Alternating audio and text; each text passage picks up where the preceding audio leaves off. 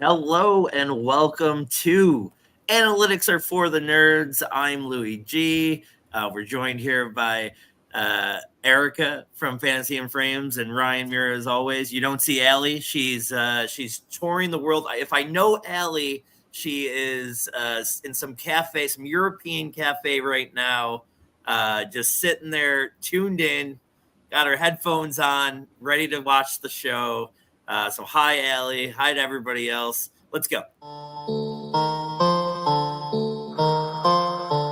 There he is. Life saving. How many lives saved this week, Kyle? Just this podcast by coming on, so 3. I take back the delicious part. All the cakes are delicious.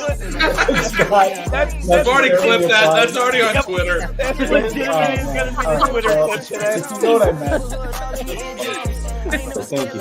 And some people, apparently like me, don't like almond joys, and those people are idiots. I'm gonna give you the best deal, the greatest of deals. We need the tight end. We're big on the tight ends. You're not saying embarrassing songs. You're saying songs that make me dry. So, right? Let's shit on Leone. Let's shit on Leone. Everybody love shit on Leone. Pick it up, pick it up, pick it up, pick it up. You see the drippy, I'm fitted up. Hop in my car and the giddy up. Secure the bag, yeah, I get the bus. Pick it up, pick it up, pick it up. You see the drippy, I'm fitted up.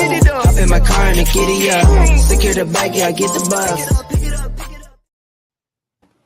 Well, that's it. There it is. Well, thank you for everybody for showing up. Have a great night. And I think we killed it. We just knocked out 2 minutes of the hour just like that. Erica, how are you doing today? Thank you so much for joining us and filling in here for Allie. So we had we have a beautiful girl quota, and you crushed it. I'm feeling it. Yeah. Yeah. I mean, me and Ryan, I'm single-handedly bringing the headband back. Can we just talk about this? I don't know if you've noticed this, Ryan, but it's been like 3 weeks in a row now, and it was kind of a gimmick with just me and my, I wanted to see how many people started realizing I will just go to the bank with this rocket now. Like it's not even like I'm just not wearing it just to concerts or like I'm just everyday life. I think I'm with the flow. And Erica, you look like you're judging. What do you think? Just a little bit. A 40-year-old man, should I not be wearing a headband? You need one of the thick ones. Maybe with a bow on it. Yeah.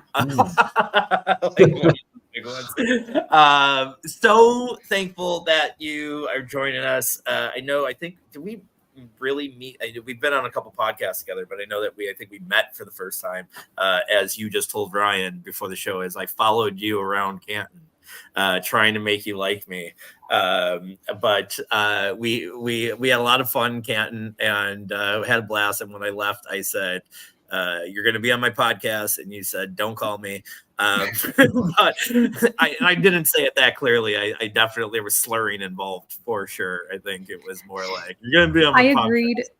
I agreed to a lot of things at the bars that I have no recollection of. So I'm here somehow.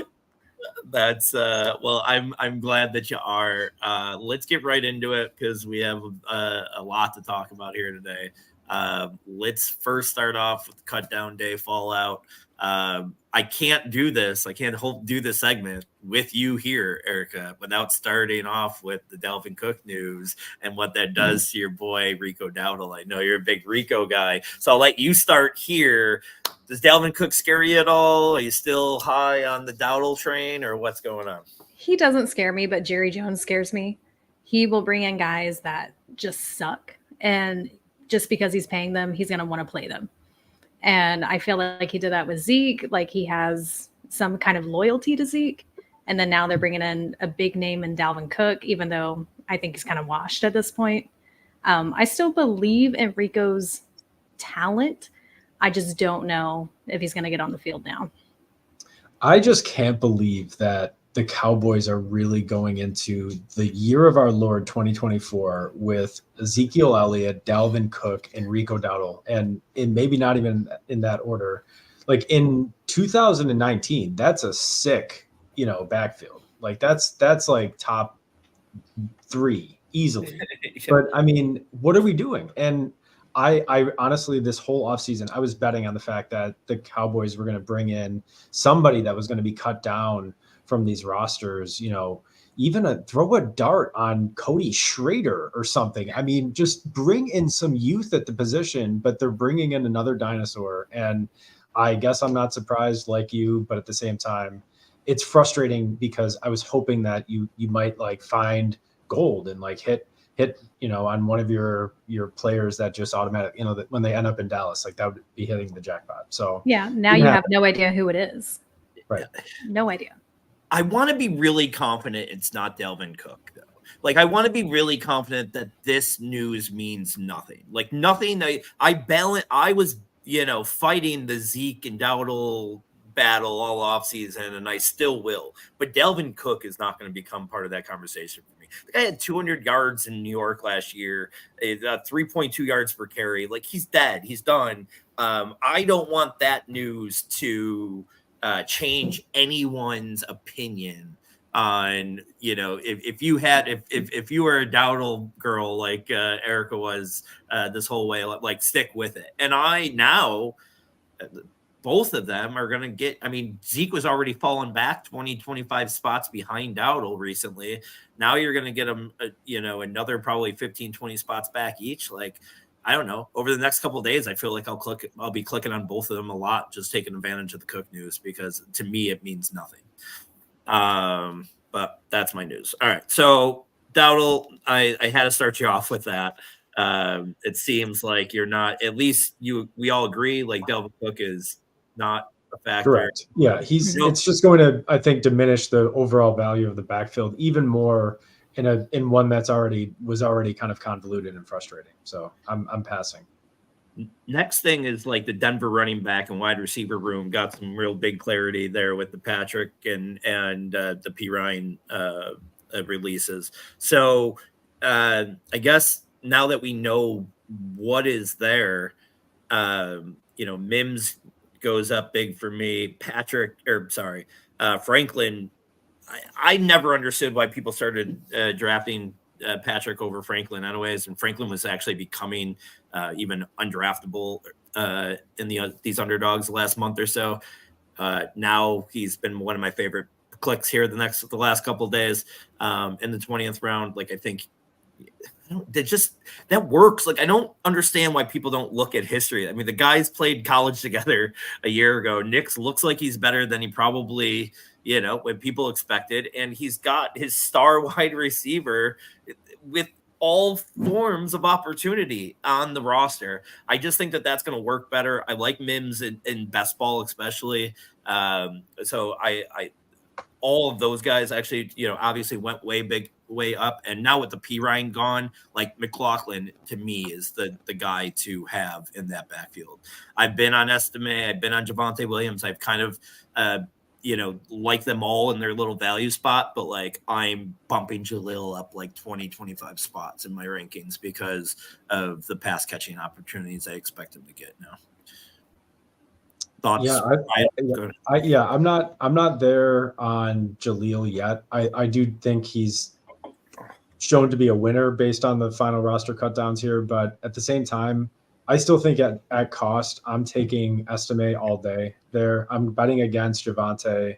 I'm hoping that you could just throw the dart on the last guy on the draft pick and just say he's going to be the producer. And then for the receiver room, I would bet on Mims before I'd bet on Franklin, quite honestly, only because despite the college connection, I really haven't been a fan of Franklin, from what I've seen, and this is my uneducated view of him, but I don't like it. It doesn't look like he's going to be a good receiver. So maybe I'll be wrong, but I'm kind of still out on him. I'd much rather take, someone like even Javon Baker in the 18th round you can get for free on a team that has about as equal, of an open target competition, and maybe even equal or better quarterback play if Drake May gets the nod. So there's better options, I think, in the 18th round. I get the thought. I understand that definitely somebody else. There's room for Cortland Sutton and insert player here in the Sean Payton offense with a guy that can get the ball and move it around. But it might just be spread out a lot and everybody's ceiling could get lowered. So who knows? Erica, thoughts? I've been drafting Franklin late, and only in best ball. I don't like him for redraft. I like him for the upside in best ball. As for the running backs, I'm still in on Javonte. I don't know. There's just something about Javonte, and after his injury, I think he could actually be better this year. I hope. Yeah. My dynasty team hopes. Well, we can have a friendly bet now between the three of us. We each have a horse in the race. A horse race. But Erica's Javonte, and you're Jaleel. And honestly, I like all three of them at their value. It's just, and I've found myself building a lot of teams with two of them. And I mean, it really takes the right build to find one where you can put all three of them in. But like, I think you could put all three of them in a best ball build, maybe a pretty deep best ball build. But you could do it and promise yourself, I think, two guys scoring well each week.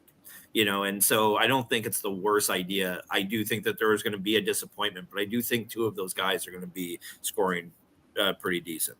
I'm way up on Denver right now. Like, I'm mad that I am kind of low shared on their play. What are you saying? Sorry, I'm laughing to myself because before the show, in preparation for tonight, I was in my mind trying to guess what your hot takes were going to be for later. And I literally wrote down, your hot take is going to be that Bo Nix goes nuclear. So this is just getting my narrative. It's not it, but I do feel under exposed to Denver. And so I'm trying to make up for that here this last week. But yeah, a lot to figure out in those two rooms. Josh Jacobs, let's briefly talk about that. I mean, he jumped up immediately 10, 15 spots, and a lot of people were like, he immediately becomes running back 8 or 9. What does A.J. Dillon getting hurt change about what we thought about Josh? What were you expecting A.J. Dillon to have done in this offense? What was he going to take away anyways? And quite frankly, the way LaFleur shares his backfields, I really don't care who it is. Like Emmanuel Wilson right now for the first 4 weeks could be a decent waiver pickup or a best ball player because he shares his backfields all the time. He's never given a guy like a full run. I don't know. I don't feel any. I was out on Jacobs where he was, and now he's going 10, 15 picks like higher because of this news that doesn't change his outlook at all. I'm fading him continuously. Erica, what do you think? Same. I don't think I have any shares of Jacobs. I didn't like him last year. He looked slow and sluggish. He did not look like the same player last year. And I haven't drafted him anywhere. I even have been trying to trade him in some of my leagues just because I don't see the path this year. The only takeaway I took from the A.J. Dillon news was that I feel really good about my 19% bag of Marshawn Lloyd. And I know that he may not be healthy just yet. No. But the fact that he avoided IR, the fact that he's not going to be like ineligible for any period of time suggests to me that he's going to be factoring in early. And if A.J. Dillon is now definitely out of the question and he only has to beat Emmanuel Wilson, great. Let's go all wheels up. If he holds on to the damn football, he is maybe already the most electric back in that backfield as far as, talent, skill goes. Not necessarily all around running back play because Josh Jacobs is really good, but Lloyd could be electric if he's used correctly. And I don't know. We'll see. I'm excited for him. And I'm also now totally out on Jacobs with that price tag. I'm going to pair these two guys together because I wanted to talk about both of them, but we're running short on the segment. So Samaje Perine, Jordan Mason. Perine goes to the Chiefs today. Jordan Mason gets the news with Elijah Mitchell out for the year. That was kind of weird, out of nowhere. A lot of people were expecting Mason to be the number 2 anyways. He thought that it sounded like he was overtaking Mitchell, and then this news happens. Mason goes through the roof. I mean, I think he gains 5. If you have McCaffrey, you need to tackle him a little bit early, and he is, to me, the top handcuff, straight up handcuff, where a guy is not 40 or 50, 60% of the backfield, a guy that's just really just waiting for his chance. I think Mason's the number one guy there now. So I was already high on him and betting that he was going to get this opportunity. I'll probably add a couple more shares. P. Ryan, I don't know. In a lineup league, how many times were you starting Jarrett McKinnon over the last couple of years? And he's not going to have any different role than McKinnon. And even that, like, his ceiling is low. I don't know if my opinion of him changes very often. And I know everybody wants to get cute in the news and, push him up. Like, I'm fine with my 0 shares of P. Ryan. I don't think I'll be adding any in the next couple of days. Erica? Yeah, I'm out on P. Ryan. I'm really sad for my guy Steele. I was grabbing him in all of my waivers this week, just trying to get any kind of share of him. I think P. Ryan is going to be more like the Dalvin Cook. They just had to bring in a veteran guy who can, possibly get a few touches each game. I don't think he's going to really matter, though. Yeah, Right. If P. Ryan's not careful, he's going to end up on my most overrated list. He is definitely overrated to me. I don't understand the infatuation that teams have with this guy, but he's carved out a really nice NFL career. So props to him. You mentioned one guy there though that I did want to talk about there, Eric. When you were just talking about it, now I can't. Carson Steele. Carson Steele. Like I went this week and put bids in everywhere in my really deep leagues. This doesn't change my thought on him at all, right? Like, he's going to be a touchdown guy, probably a short yardage guy. He might, Reed loves his gadget guys. Like, I think he's going to score some touchdowns. I think he's going to be a weapon inside the 5, and P. Ryan being there doesn't change that at all.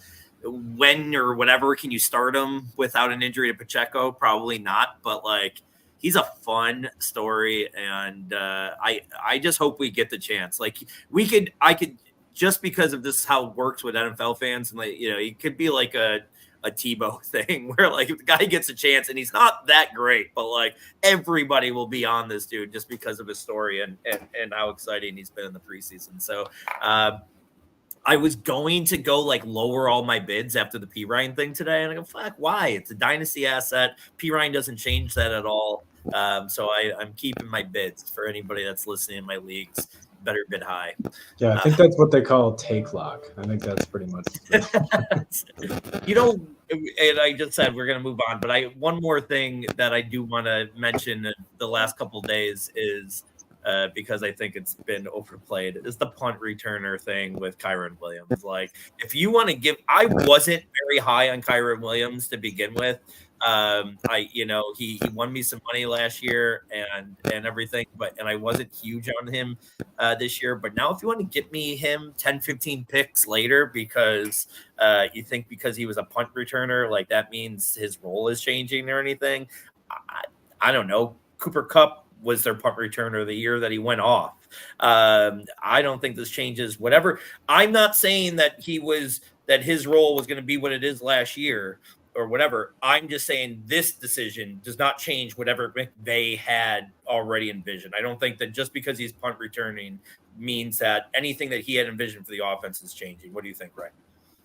I kind of do think it means something. I don't think it means everything, but I think it means something. And my theory is this. Sean McVay in the past, yes, has very much wanted to use one running back.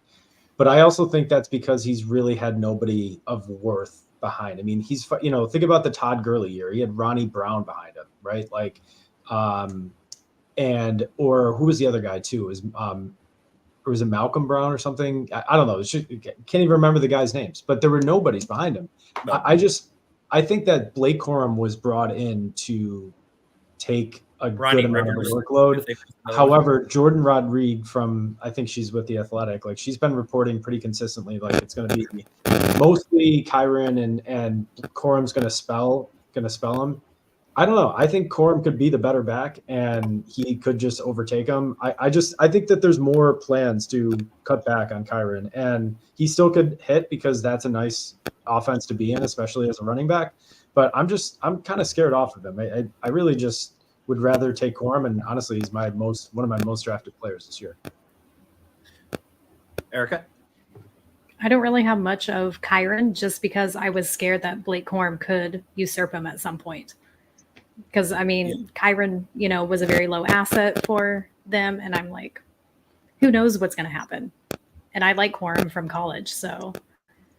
Yeah, I liked Corum, and I think, Kyron hasn't, McVay has shown that he doesn't mind just using the hot hand there. I think Kyron's going to still get the first opportunity, but we will see how that goes. I just don't think the fact that he's punt returning is going to really change much at all, but we will go. Sorry, I don't know where that static is. I feel like that's not on my end. Do you guys hear that static, or is it just me? Yeah, maybe it is just me. Okay. What's that? You're hearing it? Yeah, I'm hearing it, but yeah. Okay. I don't know what that is, but all right, we'll try to deal with that, and hopefully one of us figures it out as we go here. I'm going to bring up my invitational draft here. Sorry. Really good at presenting. This is going just like college. Hold on, Erica, stop it. I see you laughing. Okay. This room was insane, by the way. And if anybody wants to go back and kind of watch the draft unfold, you can go and watch it on the Chip Chasers. Streamed it live with Mike Shope, our friend, hosting while they were all drafting, but literally all of them are in this. Scott Connor was in the 1 spot, Ben Gretsch, Karain in the 3, Davis Maddock in the 4 spot, B, multiple time fantasy football champion in the FFPC. Me and his Mongooses, I believe, in FFPC, which is one of the best high stakes player. Darren Armani, who's Fantasy Mojo. Peter Overzet. Not sure if I know who Joey was.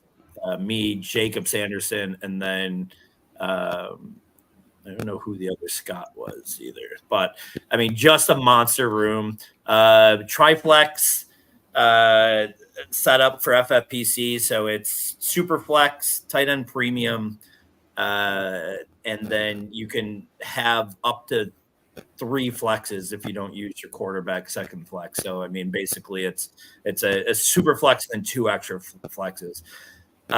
This was compared to all the other drafts. I'm sorry, it's the third of 4, so it's not like there's been a million. But the first 2 were really, I watched to kind of prepare for today, were like really quarterback heavy. This is by far the latest Anthony Richardson went. I think he was 5th or 6th in both previous drafts. I don't love Richardson, but went and grabbed him.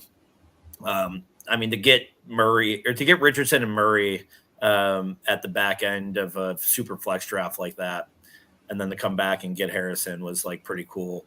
I was hoping that maybe McBride would come back. That my Ben Gretsch ended that pretty quickly here in the second round. But my strategy here is I scrolled down. What I really wanted to do, Rye, was I was trying to think of the best quarterback tight end duo that was kind of realistic, and I settled on McBride Murray being because I wasn't getting Allen, I wasn't getting Mahomes, I wasn't getting Hurts, probably not getting Lamar. Like Lamar, if I would have got Lamar at 10, I would have just said screw it. I probably would have went Andrews in the second round, to be perfectly honest, to have that. But I love to get this little Marvin Harrison Murray thing.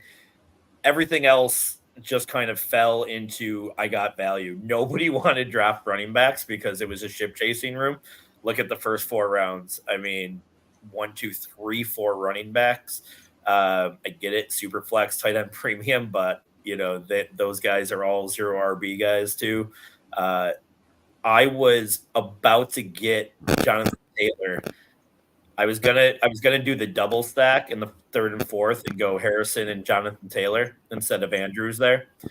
I almost got Jonathan Taylor coming back in the 5th here. Got sniped on him right before I went Div and Achane. But do you want Taylor if you have Richardson though? I don't think I feel like most of my teams I've been kind of avoiding both of those guys.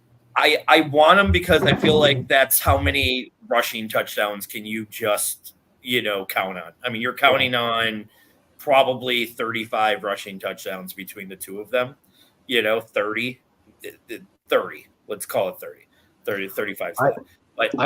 I think you got a gift getting Devin Achane as the running back 7 there. I think that's amazing.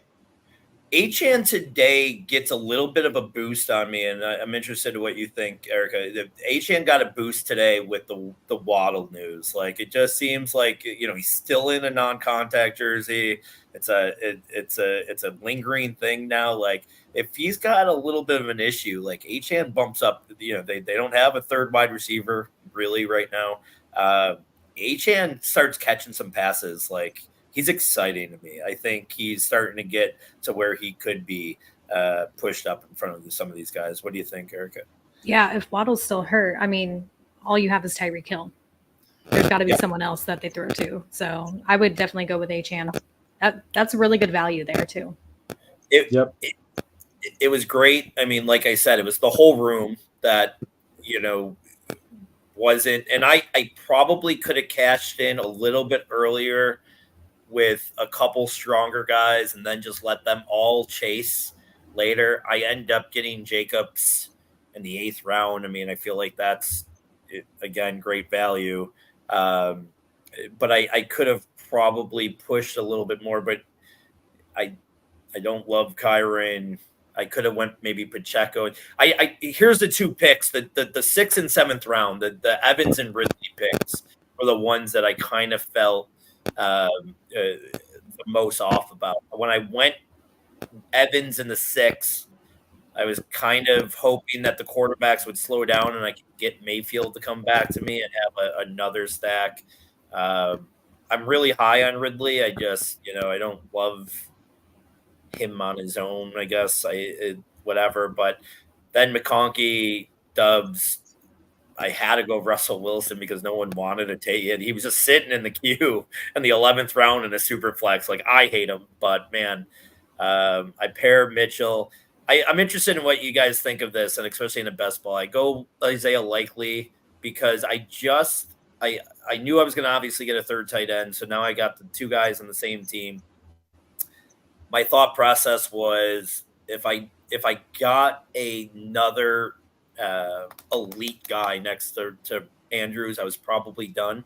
But as soon as I didn't get one of the top 7, 8 guys that I really like, 10, I'll give it 10. I'm through Bowers, I like a lot. I knew I was going to do this, try to do the Likely, and then just another guy. Do you think that strategy works, Rye? Or is that do you think I'm wasting a roster spot with it?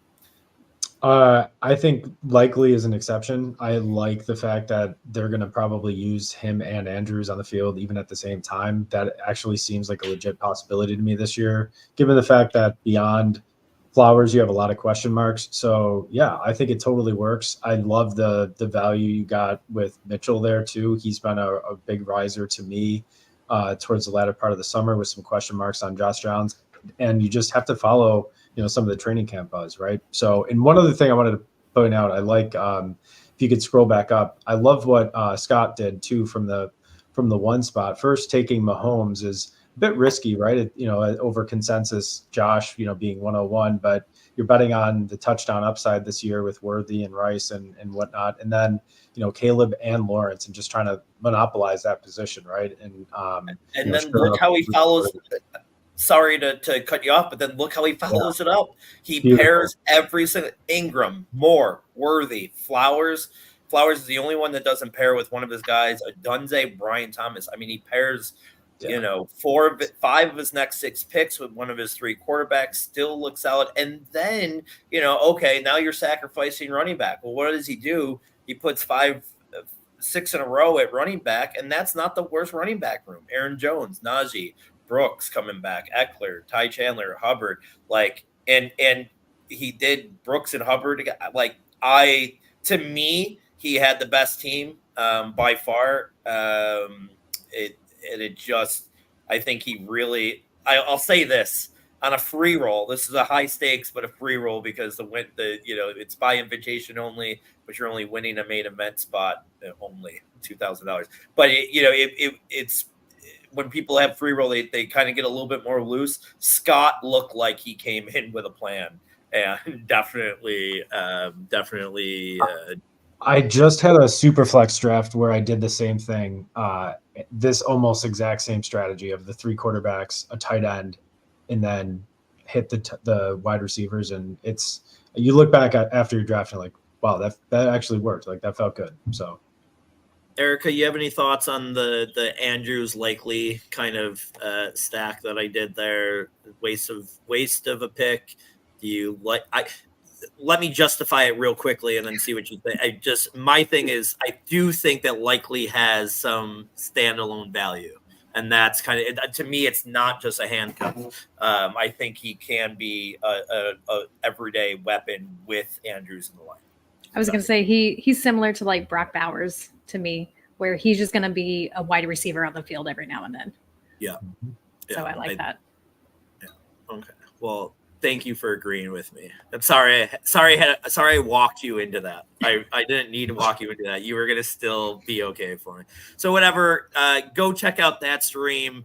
I'll update us on this draft throughout the year unless I suck, and then I probably won't. But yeah, we'll do that. Big thing, Rye. We got cats and dogs back, man. It's been a while since we did a cats and dogs. This week is gonna be.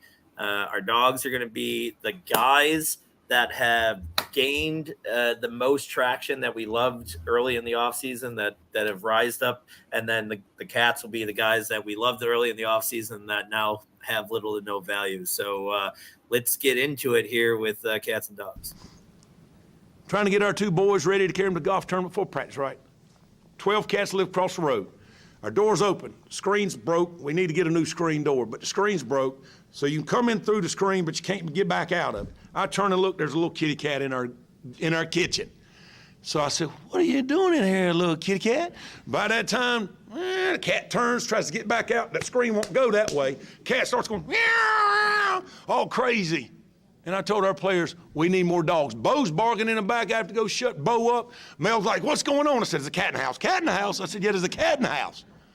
So I told our players, I tried to let it out the front door. Meow, meow, the cat's still going crazy in there. And I told our players, you need to be more like a dog. We don't need a bunch of cats in here. Meow, looking in the mirror. Do I look good? I got my extra bands on. I got my other shoes on. Be a dog. We don't need no meows. We don't need no cats. We need more dogs. It's been so long. I missed that clip so much. So Rye, let's start with you. Let's start with cats. What is the one player that you were pretty high on when we first started drafting, whenever that month was? Was it the day after the Super Bowl? Whatever it was earlier in the offseason that you started drafting, who did you love that no longer has too much value? All right. You got to give me a second there. So it pains me to admit this, okay, because this is someone that on this very show I was up here stumping for earlier in the offseason. And I actually think it was when we had Pat Corain on and we were talking about sleepers and late round picks in best ball. And I threw out way back when Dameon Pierce, because the running back 2 spot in Houston was wide open, which it was. But unfortunately, as Pat correctly pointed out, apparently Dameon Pierce sucks. So we did not get to the running back 2 job. We fucking lost it to Cam Akers, who blew out an Achilles, but somehow is still better than Dameon Pierce. So I can't believe it, but I do think I have to admit defeat that Dameon Pierce is now a cat, and I can't draft him even in the 18th round. I can't click him anymore because he could just be dust. Erica loves Dameon Pierce so much that she said, fuck this shit. I'm out of here. Hopefully she will be back. I think she just got disconnected there. Either that or she was like, I'm not dealing with no Dameon Pierce shit talk. There she is. Man, you really didn't want to deal with any Damian Pierce shit talk. I was like, man, she must have been a big Damian Pierce fan. She's like, I'm not staying on for this. What about you, Erica? Do you have somebody that you loved early on that has slowed down? So I really like Malik Neighbors whenever he got drafted, but I do not like his situation at the Giants. I know he's going to be the guy for the Giants, but I have no trust in Daniel Jones at all. So he's someone that I liked at the beginning of the season, and then I just have not drafted any of him. I'm probably going to regret it. I don't know. But I see the talent, but I don't believe in his supporting cast right now. I kind of did a little bit of the opposite. I started off hot before the draft, drafting him just on his skill, and then got really scared like you did with the Daniel Jones thing, like anybody. I mean, that's the only point against Malik Neighbors is Daniel Jones. I mean, that's the thing. And then I just started thinking about how many great wide receivers have ate under some really bad quarterbacks, and I think they're going to force him the ball. I think he's the only one there. They took out a retired number for 100 years or whatever it was, the oldest retired number in the NFL, and let him have it. They're like, listen, I think I get it. It's Daniel Jones. I think I'm high on Malik now. I think I've gone the opposite way, but that will be an interesting thing to see because I get it. It's scary betting on Daniel Jones. And even that, like in best ball, you want to find a way, especially with one of your top wide receivers to stack them. And it's so hard to even it's just naked neighbors for me all the time. Mm-hmm. It's never somewhat naked neighbors. I'm a child. Go ahead, Ryan. What were you going to say before I get my cat?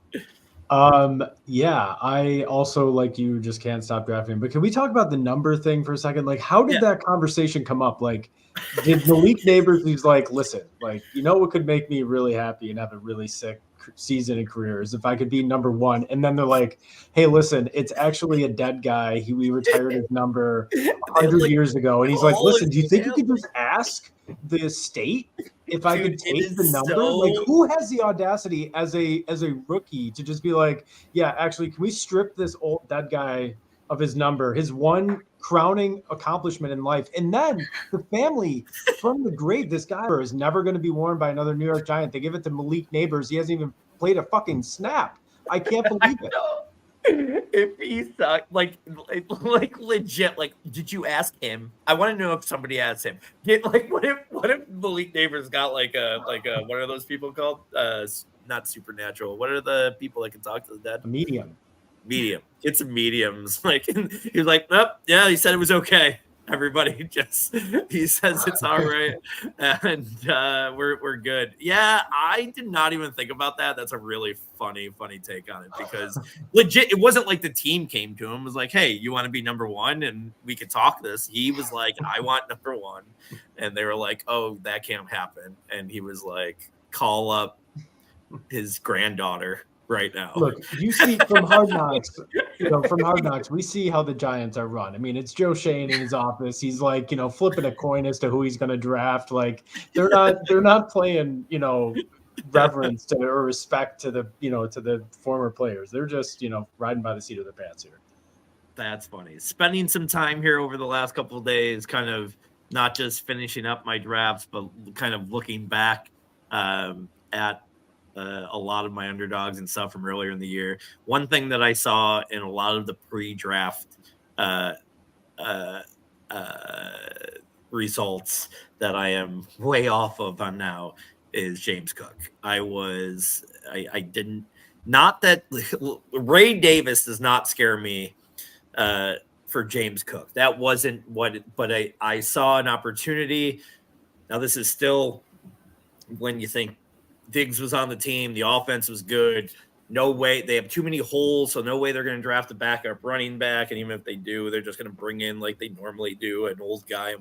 So he seemed secured, and I honestly wanted to believe the Bills when they say this, every year that they're going to cut down on Josh running the ball and not letting him run this year with the whole overrated thing and all the Josh is going to have 37 rushing touchdowns. I think that they are just going to be like, you do you, dog. We didn't get you anybody. You do. So it's changed. Cook, by all accounts, has looked really rough in training camp. He's putting the ball on the ground. We know McDermott doesn't deal with that. The only thing he has going for him is there's not much competition. I'll tell you what, one thing I was looking at all day today and cut down day, like, I don't know if they're done, but I don't know who's out there that would really be, any better of an option. But I hate that they don't have a true short yardage guy, and Cook's not going to score the touchdowns. And is Ray Davis a better pass catcher right now? Like, I think so. Yes, I think so. And a better blocker for as small as he is. Like, I think he's a better blocker so Cook's not going to get third down. He's not getting goal line. Like, how much is volume in between the 20s worth?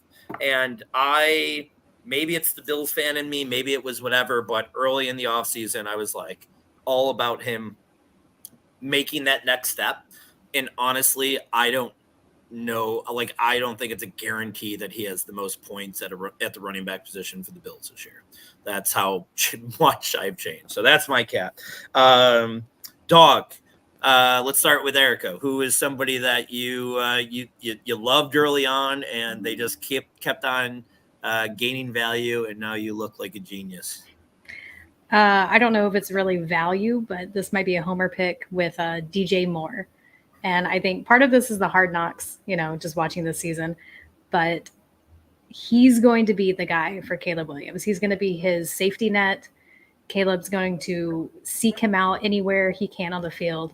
And I think he's going to be fantastic for fantasy this year. I agree. And part of what, just solidifies that. And I think it steamed up Odunze more than it did DJ Moore. But like how bad Keenan Allen has looked has, and made Moore a definitive top guy. And then, has made Odunze a little bit more exciting than Allen in most best ball formats. So totally agree with you there. Rye. So my guy is Jalen McMillan. And so he was somebody that I really didn't watch a ton of in the pre-draft process, like for my own like dynasty stuff with wide receivers. I try to get like a good idea of what the players look like before the drafts. And I didn't watch much of his tape. You only saw like anything when you're watching any of the Washington games. Like there were a lot of good players on that team, so you could potentially see some McMillan. He has just generated a lot of buzz in camp, and he definitely has an opportunity. He has two almost, one's in his 30s and the other is in his late 20s, wide receivers that have also been subject to injuries in the past. He's already carving out a role in that offense as the third wide receiver. And I think, every year we talk about these offenses that you don't expect to do well. Last year, the Bucs were one of them. I think that they could potentially repeat, even though people are a little bit skeptical with Canales leaving. So I wouldn't be surprised if Baker still has another year of, airing it out, and McMillan pays off his still pretty modest ADP of about 160 or so. I was McMillan, and now the last few weeks I've been a little bit buying the Cade Otton hype. They seem like they have a little bit of a chemistry, and there's a lot going on with that. So and just in best ball and underdog, like that's a great late round stack. Just trying it, like when you need a second tight end, second quarterback, and then like a flyer wide receiver. Like I found myself going Mayfield, McMillan, Otton quite a bit at the end. I like that little. You and I have probably done it once or twice in our drafts. My dog, I'm going to do the Ryan Mura thing.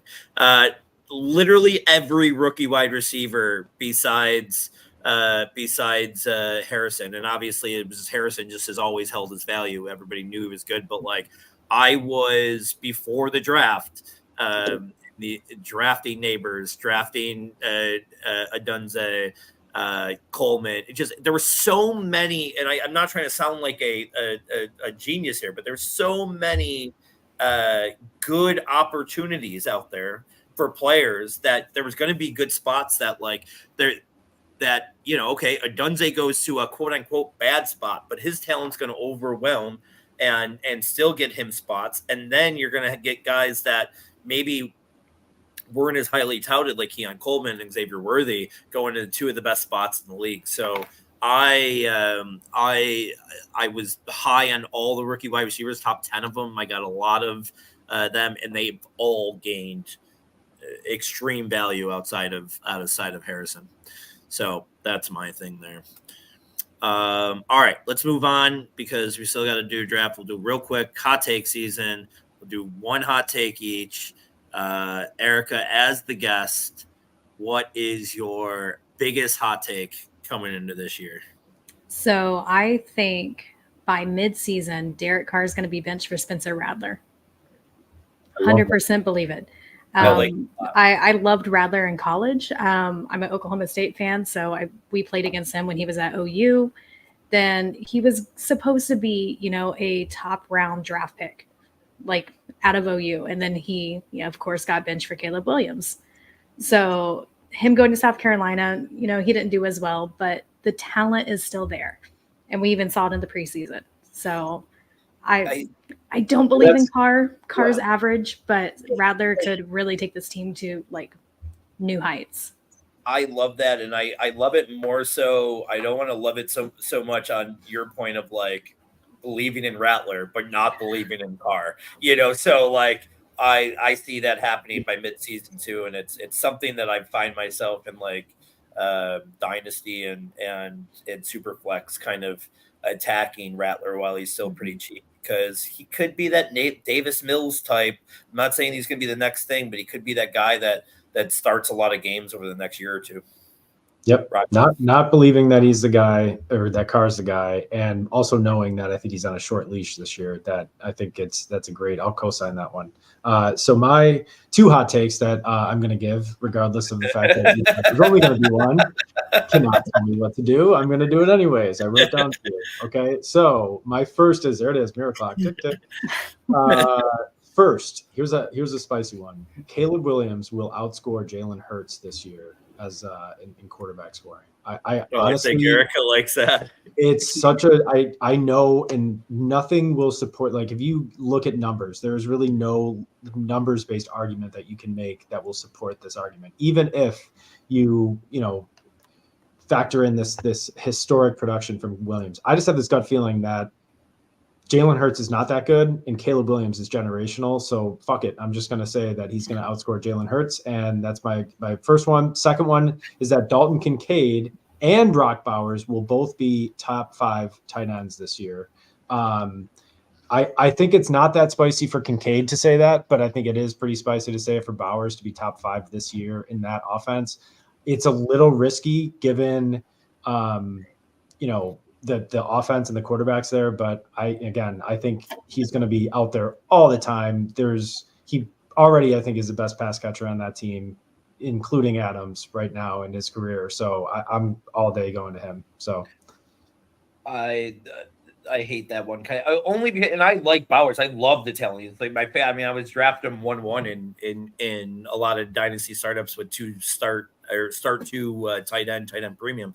Like I love the talent. It's just I've kind of fallen in love with Trey Tucker. Jacoby Myers is still there. Adams is going to demand targets. The only thing that happens here, if Adams either gets disgruntled or hurt, that could really open up something. And I'd love to see it happen that early. The Caleb thing versus Hurts, like I love that. And I'm not even just trying to jump on your back and take your opinion from you, but I think there's a couple things. I think Barkley takes away a lot of touchdowns from Hurts this year. Like I think he takes a lot of that away. I think the league, you look like last year when they started blitzing Hurts, like and learned how to play against him. And listen, this happens a lot. I want to be careful with my words here.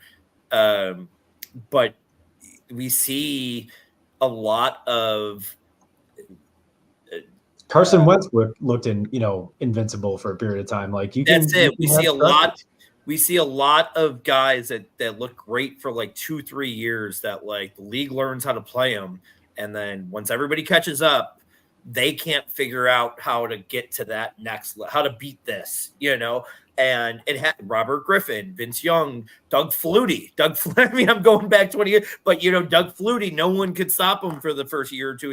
And then all of a sudden they're like, oh, he's small. Learn how to keep him in the pocket. I'm not saying that's going to happen with Hurts. It's just, it's definitely, he's not the number 2 quarterback in fantasy. Like I would bet almost anything on that he's not a top 2 quarterback, and he's going number 2, and I can't click on him there. Nope. My hot take, I think I probably mentioned a few times. I'm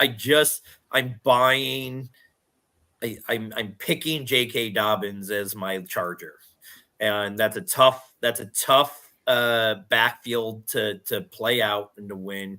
One thing I loved, and this doesn't have anything to do with why I chose this, but then 2 days ago it kind of validated my thinking, is for opening day, Dobbins is like 150 plus 150 for an anytime touchdown. Gus Edwards is plus 230.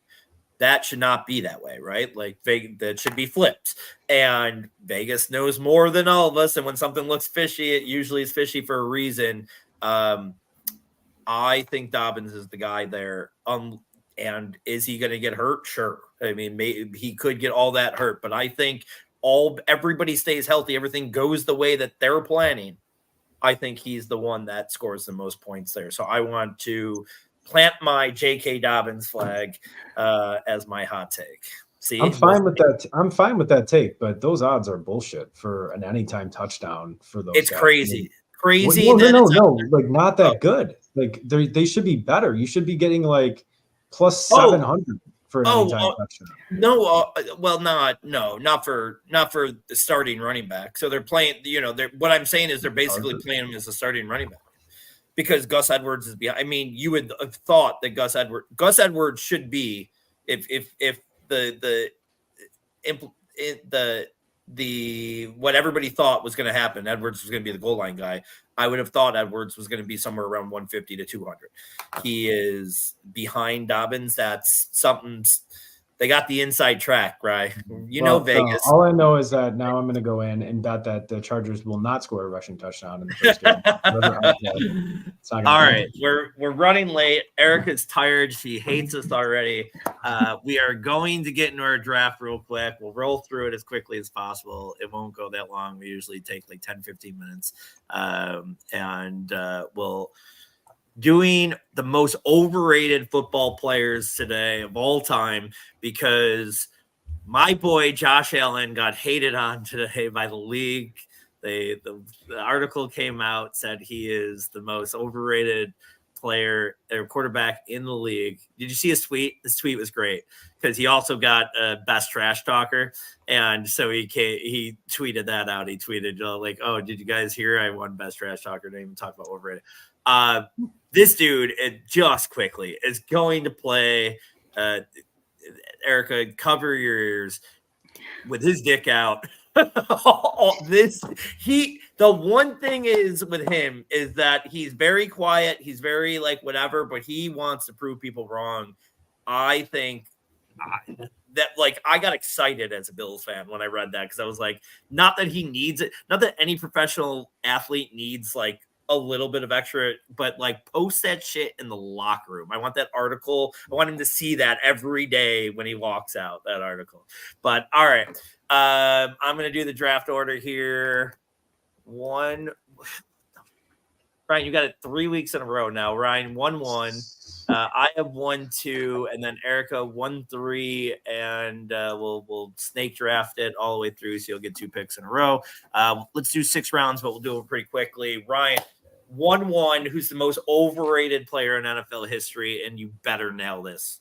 I think I'm going to nail this. All right. I'm going to first give you his stat line, Okay, this guy. Put all the right, clock on. He threw for almost 33,000 yards. All right, fine, great, good. Okay, Oh, I know who it is. 165 touchdowns, 141 interceptions. Okay, that's almost a 1-to-1. All right, Maybe I don't. this guy is in the Hall of Fame consensus Hall of Famer, and I think he sucks. Troy Aikman is absolutely baby. Let's go. so overrated. I'm so He is mad at so you for overrated. doing that, but I have never been happier to call you a friend. He is the most overrated player in sports. Fuck football. I wanted to do a whole sports thing because it's him and Martin Brodeur. Sorry to get all hockey. Yes. Oh my God. Go finish your like virtual high five, dude. This was totally excited. so. I got sniped, but I'm still happy for you. Go Yeah, ahead. look, it's the right pick. It's the right pick. The right thing happened tonight. Justice was served, everybody. The key here, I think that, he's this consensus, like everyone believes that he's this awesome. I was going through and doing this list, and I was writing down some names. I was like, oh yeah, this guy sounds good. Then I thought of Troy Aikman. I literally the second guy, the guy at the top of my list, just went down to 2, and I put him up there, and I was like, that's it. He's the guy. So yeah, Troy Aikman is the most overrated football player, maybe most overrated player of all time. Yeah. He had the best offensive line, a great running back, a really good defense. Oh God, I'm so mad at you, but love you too. All right. The number 2 pick, man. I'm flabbergasted right now. I thought I was going to get him. I'm going to get blocked on Twitter now though, because he's going to. Oh, I know. Yeah, he gets serious. I'm gonna tweet this at him. I'm gonna tweet that clip at him. Sorry, Troy. You know what? You can still come on the podcast. I'm gonna be. No, I won't do that yet. This sounds like recency bias. I have never, ever, and again, he's proven me wrong. I don't want to sound like, but I've never wanted to believe Russell Wilson's great. And I know he won the Super Bowls 2. Do you have 2? Yeah. I think he has 2. That's a tough pill to swallow when I'm trying to call him one of the most over. But just I want to give that credit to Pete Carroll, and I can't say, oh, look at him now without Pete Carroll because he's old and aging and whatever. But I just have never thought that he was as great as everybody wanted to make him. I think he was maybe a top 10 to 15 quarterback every year that he won. And Russell Wilson deserves to be on this list. He's no Troy Aikman, but he deserves to be on this list. I'll take him. Erica, you're up for 2. Okay, so I took this draft a little bit differently. I kind of went like, who is the most overrated football compared to where they went in the draft? Okay. And another homer pick, but Mitchell Trubisky. Oh, yeah. Second overall pick to the Bears, was not deserved, was awful during his, short time with the Bears. Almost, went to the playoffs, whatever. I don't care. No, I never believed in him. That route that you're going is perfectly fine because it's still, he was overrated as a prospect, and I totally and there might be players on my list that have that, so totally fine route. And so even as a Bears fan, you hated the Trubisky pick. Hated it. Yeah. He started 16 games in college. That's not going to be viable for the NFL. For North Carolina, it's awful. Yeah, awful. It was pretty rough. Well, as Bills fans, we had to watch him play in this preseason. Trey Lance only started 16 games from a high school and still got that. and where are they both doing? Yeah, exactly. And he has yet to play in an NFL game still somehow. Erica, second round pick. So I made a list, but I'm not really sure how it's gonna go. Maybe it's just guys I don't like. But next on my list is Antonio Brown. He was good for a short time, in Pittsburgh, but after that, guy was a mess. He didn't go out on a high. No, he went out high. Well, out. He literally went out high.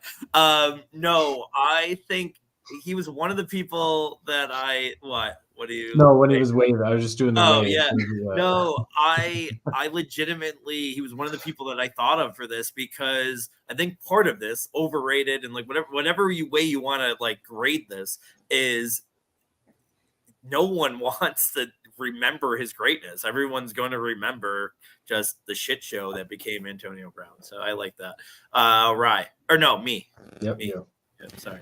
All right. I waited last round to do this. I'll do it now. Emmitt Smith, too. That offensive line was the best. Now, great. Emmitt was great, and he's better than Aikman. But that line was everything. That team was good because they were both above average players, like behind the best offensive line in NFL history. I have a lot of running backs on this list. Maybe Emmitt shouldn't be on there, but I wanted to be spiteful. Emmitt Smith, Rye for 2. All right. So my next pick is going to be someone who was praised just incessantly for anything and everything that he did. And he really sucked as a football player. He threw left-handed. He did win a miraculous playoff game by throwing a bomb to Demaryius Thomas, RIP. But Tim Tebow is so overrated. I mean, listen, I know he was a very good college football player, but I'm talking about NFL here. And I mean, the fact that he went in the first round, I sadly, I actually, no, when I was the Bills were going through that process and I thought they were going to take him, I was like sick to my stomach, and it turned out to be right. So Tim Tebow is definitely overrated. My next guy is basically the Mark Wahlberg of football players, in my opinion, where he's just like, he gets like all these roles and stuff, but like, why, I don't know if he also has a troubled past like Mark Wahlberg, but Julian Edelman is, I think, overrated. He is a product of Tom Brady being the best quarterback of all time. And these little, dink and dunk little passes, great. Like, I think he's overrated, and, he's like talked about with like the greats, but I think he just was a product. He was a system player, I'm fine with that. Trying to show you guys. I'm trying to look up. Okay. Let's see. I'm probably not gonna. I don't think I have the side by side. When I was younger, I got the Tim Tebow thing a lot. A lot of people said I looked just like Tim Tebow, and I had a side by side when we did just look like it. And that's the only reason why I liked Tim Tebow, was just because I wanted to play up his fame for as long as I could. But yeah, I will try this. All right, here. This is he did. You're like you're Jim Gbro or something. No, I had a joke. But I can't say it on here. But I did have a joke on stage. But I will not embarrass myself. But look so that's him pretending to be a stand-up comedian on a commercial.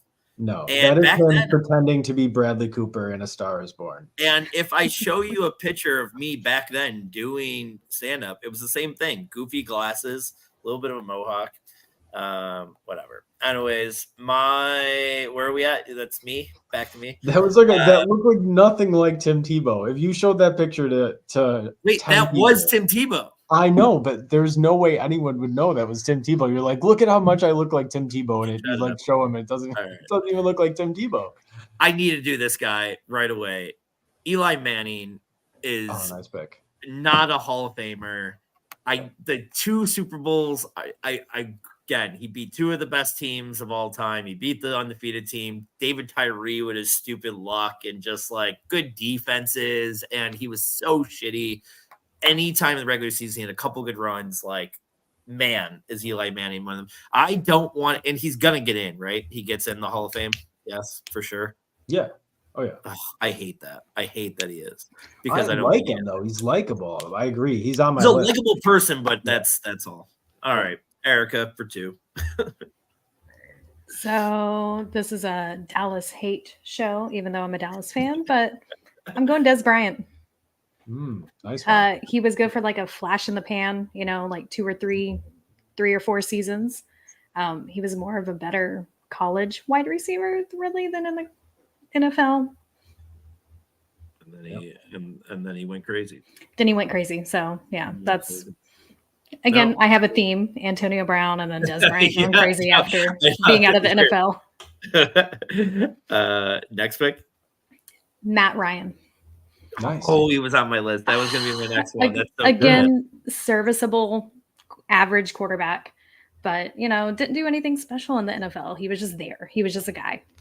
And when you look at his numbers, he's up there with the top, but like he just whatever. He never won the big one, and my whole thing when we started talking about the greatest of all time and like the best is you had to at least be considered one of the best while you were playing, and he was always in the top 5 to 10, but he was never once while he was playing. I get that that's Brady and Manning, and that's big a part of the reason why, but like he never was considered the best player at his position, and I can't look at him as anything more than just I'm gonna go Phillip Rivers, kind of the same reason. Couldn't win the big game. Really love his personality. Like I know a lot of people hate Rivers for being a shit talker and kind of like unlikable. That was me, man. I'm that way when I play co-ed softball. So like I do not mind that he had that in him, but back it up once in a while, be good. And he never won the big game. So Phillip Rivers is my next pick. Ryan, your 4th and 5th, right? Yes. Yeah, it's funny though. You sniped me on both of those picks. I had Eli and Phillip on my list. So nice picks. Matt Ryan was also on that same tier. Quarterback continuum. It's just like on that same path.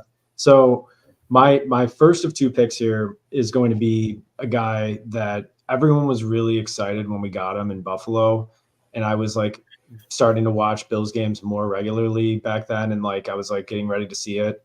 I was like, this is the guy everyone's like really pumped that we got. It was Drew Bledsoe, and I just like. I didn't get it. Like he was okay. He was very okay, very good. It was good. He was fine. He just like, I don't know. He wasn't. I think he was overrated. And if he doesn't get hurt, does he win any of the Super Bowls Brady does? I think so. I think he wins 2 or 3. Like if he doesn't get hurt and he's just their guy, like I think he was good enough for that. I don't know. I don't love that. Maybe because I like Drew as a person, but yeah. He did fine in the roast. He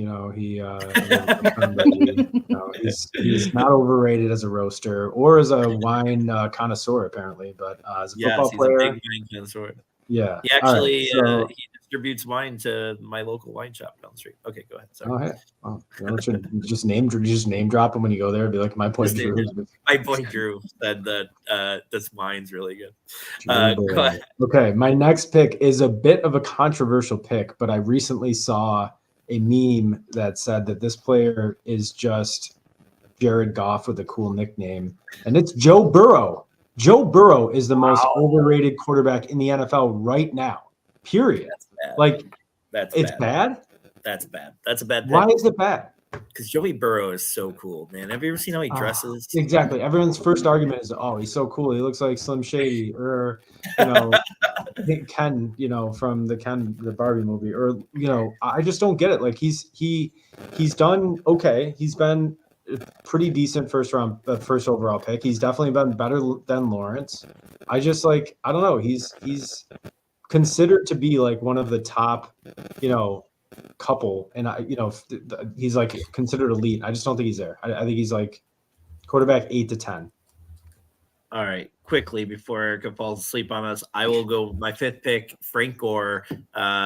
Listen, I mean, the guy did longevity, and he's up there on all the lists. But like, when did Frank Gore ever? Like, when was he ever any year? Give me one year where you would have listed him in your top 5 running backs. Any year of his career, probably not up there. Maybe when he was younger, the 4th or 5th, but not once was he. And he's on the top of all these rushing lists, but it was all about longevity. He was never flashy, never great. Frank Gore, overrated. Erica, for your last 2. First, also might be controversial, but I'm gonna go Cam Newton. I mean, I think he did good for again a couple years, and then didn't do anything else, and then kind of like bounced around and wore cool outfits. That's basically that's it for Cam Newton. Yeah, for sure. But no, that's a great pick. I like that a lot, and I think that fits. That, I mean, especially from his rise to his demise was real quick. And your last pick? I'm gonna go Khalil Mack. Okay. It was mainly whenever the Bears traded for him. They traded so much to get Khalil Mack on their team, and then he had maybe 2 good years on the Bears, and then just went down super quick. You don't even hear anything about Khalil Mack anymore. No, and he used to be up really, there in the upper echelon with like Aaron Darnold and everything.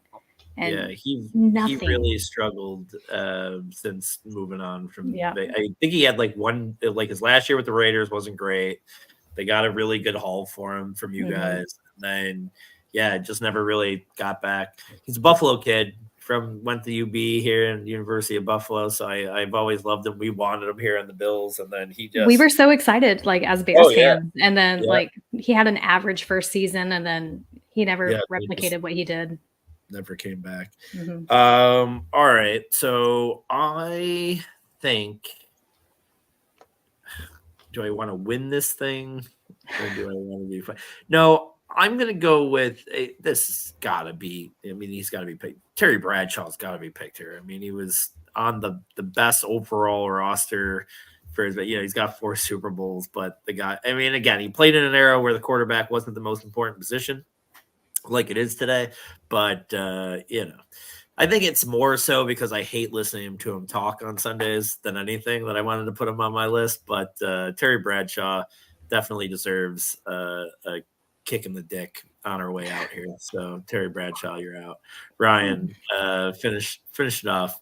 Well, as a subtle nod to our boy Puka Nacua, I'm going to pick Cooper Kupp as one of the most overrated football players. Listen, he had one historically amazing season and a lot of other seasons that are very forgettable. So I just think he got completely unrealistic expectations based on one season. People are expecting and still drafting him now as he's like 31 years old, as he's, as if he's still in his mid-20s. I can't get behind it. I think he's super overrated this year, and he has been since 2019. I really agree with you there. I think you're going to get shit on pretty hard in the comments about that, but I think you're right. You're right. Well, fun draft. I will post the results, sometime over the next 72 weeks. usually I'm pretty on time. I've been better, right? Like I've been getting them out there on Tuesday or Wednesday. So we'll post them for a poll, and you guys can vote on that. I was going to do some BBMs after this tonight on live stream. I'm not doing that tonight. I have 3 left, I think, to finish. So I might just do them at all different times of the day tomorrow. I got to take my mom to dinner for her birthday. So maybe just during appetizer, tune into the channel, and you might catch me doing some live streams tomorrow. Rye Saturday night, we have a guillotine draft. I might be willing to stream that if you'd like. So we might have a little bit more content. What I'm trying to say is we might have some more content this week than we normally do. And then Wednesday, we will be back for one more show without Allie before she's back. And it'll be football. It will be football. When we're here Wednesday night, we will be talking about football the next day. I was supposed to go to Vegas. I guess I can announce here that I'm not going to Vegas anymore. I didn't put it on Twitter. I canceled literally this morning. I've been seriously hovering over the cancel button maybe 10 times in the last 2 weeks, and finally just too much stuff going on at home where I had to realize that I had to do it. So my first year not in Vegas here in the last 5-6 years. I will miss everybody. But what that means, I'll be home drafting right up until kickoff on that Thursday game. So thank you very much, Erica, for joining us. Rye, as always. And thanks everybody for listening. Have a great night.